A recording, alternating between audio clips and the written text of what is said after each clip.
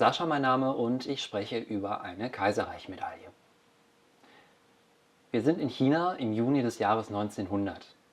Mit Unterstützung der Kaiserin-Witwe Cixi probt eine bestimmte Gruppe den Aufstand gegen die ansässigen Handelsmächte.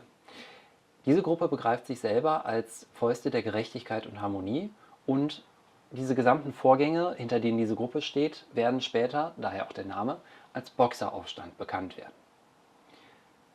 Schon lange vorher hatten verschiedene Mächte, darunter die USA, die Briten, die Franzosen und die Deutschen, sich bestimmte Handelsrechte in China gesichert und die auch mit allerlei Pressionen und Druckmitteln bewahrt und versucht, sich zu erhalten.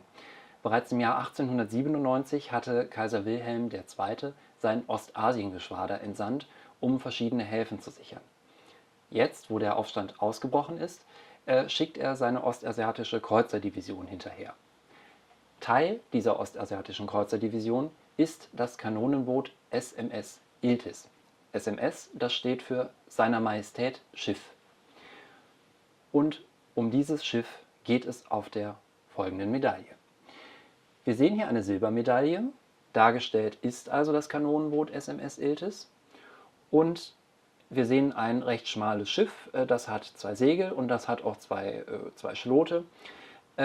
Mit einer Länge von 62 Metern und einer Breite von 9,1 Metern und einem Tiefgang von 3,3 Metern ist es nicht gerade ein Schiff, das unbedingt für die Kämpfe auf hoher See geeignet ist, aber für den Binneneinsatz auf Flüssen ist es hervorragend geeignet. Es hat 130 Mann Besatzung und es hat 4 Schnellfeuer und 6 Revolverkanonen. Ist also durchaus wehrfähig. Und wir sehen es eben auf dieser Medaille und es wird losgeschickt auf eine Kriegsmission auf den Fluss Haiho. Das sehen wir auf der Rückseite. Auf der Rückseite dieser Medaille sehen wir den entsprechenden Flusslauf und an der Seite sehen wir diverse rauchende Forts. Und was hat es nun mit diesen Forts auf sich? Das Kanonenboot war Teil einer Angriffsgruppe aus 6 verschiedenen anderen alliierten Schiffen, die auch eigentlich eine feste Kommandostruktur hatten. Diese feste Kommandostruktur zerbrach aber recht schnell. Ursprünglich gab es ein Ultimatum an die feindlichen Forts, aber noch bevor die Frist dieses Ultimatums beendet war, eröffneten die Forts das Feuer. Das allervorderste Kommandoschiff wurde getroffen, bekam Schlagseite, war nicht mehr einsatzbereit. Das führte dazu, dass die SMS Iltis in die vorderste Reihe geriet und damit auch den Großteil des Feuers auf sich zog. Insgesamt erhielt die Iltis bei ihrem Einsatz auf dem Fluss 21 Treffer, es gab mehrere Tote und Verwundete.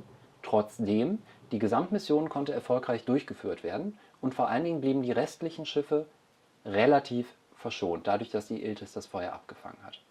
Als einziges deutsches Schiff der damaligen Kriegsmarine haben die Franzosen die SMS Iltis mit dem Orden pour le Mérite ausgezeichnet und zur Ehrung der Mission später auch das Kaiserreich, und zwar genauer gesagt die Berliner Werkstatt Oertel, mit dieser Silbermedaille. Für diese Silbermedaille gibt es auch eine zeitgenössische Verpackung, die liegt dieser bei. Und Sie können diese Medaille mit der Losnummer 1720 in der Auktion Renumys 10 Ende April ersteigern, und zwar entweder im Saal, persönlich oder per Online-Gebot. Ich freue mich auf Sie, auf bald, Wiedersehen.